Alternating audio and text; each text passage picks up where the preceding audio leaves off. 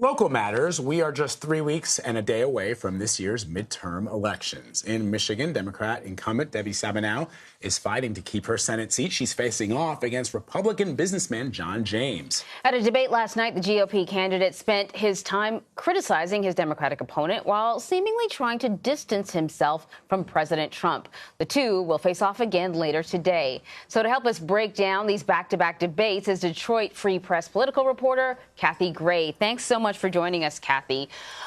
So give us a sense, what are the major issues that these two candidates are sparring over?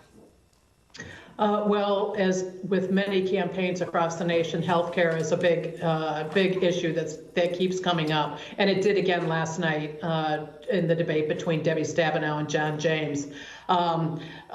John James was endorsed by President Trump before the primary, and it helped him win the primary election. And he said that he supports Donald Trump 2,000%. And Debbie Stabenow certainly used that against him as a means of limiting health care if President Trump's plans or desires to gut the Affordable Care Act actually go through. Yeah, it is interesting that the president has supported John James. In fact, I remember there was a tweet from the president about that during the primaries, and now he's seeking to distance himself from him. Also, I guess Kid Rock is going to campaign for John James, which I guess must mean something. But let's talk about Stabenow. She's running for her fourth six-year term and is the ranking Democratic leader on the Senate Agriculture Committee. How are the Trump administration's recent tariff disputes with China impacting how Michigan's farmers are approaching this year's midterms? Well, Michigan farmers have repeatedly supported Senator Stabenow and are appearing in commercials with her before this coming up election. She's been a primary author of the annual farm bills, and she's well received in the agriculture community. And with the tariffs, that's an issue that very well could hurt Michigan farmers. And so there are many of them who are supporting Senator Stabenow and her opposition to President Trump. Although she has been fairly supportive of the renegotiated NAFTA deal, and so that's one thing that's always kind of a sticky issue in Michigan. So, if John James said that he's behind the president 2,000%, why is he being characterized, at least with this latest debate, as trying to create some distance? And why would he want to maybe throw those seeds out there?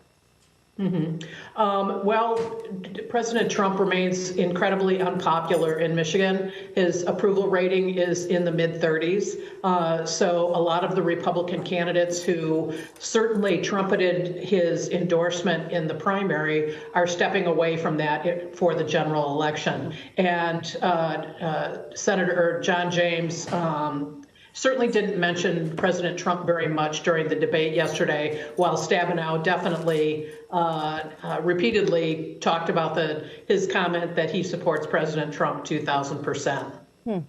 So, all right. So what can we expect from today's debate? I think more of the same. You've got John James portraying Senator Stabenow as a person who's been in office for 43 years, and this is her fourth six-year term, and that there's a need for some fresh blood in Washington, and there's a need for someone who can work across the aisle and work with anyone.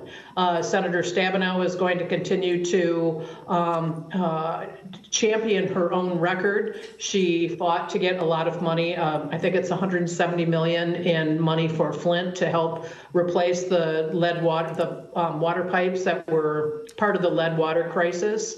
And she also helped get authorization for another lock at the Sioux Locks, which is a big deal for the shipping industry that goes through Michigan. And Kathy, before we let you go, I mean, we've talked a little bit about Stabenow and how long she's been in the Senate, but how attractive is a candidate like John James in Michigan, even in a state where Donald Trump is unpopular? This is a man who is an Iraq War veteran. He flew in the United States Army. He's a graduate of Ranger School, which is one of the most difficult military schools in the world. He's got an attractive family. He's young. I mean, how are his policies in terms of being a Republican in a state where the Republican president is so deeply unpopular? Well, he's also an African American, which would be the first African American from Michigan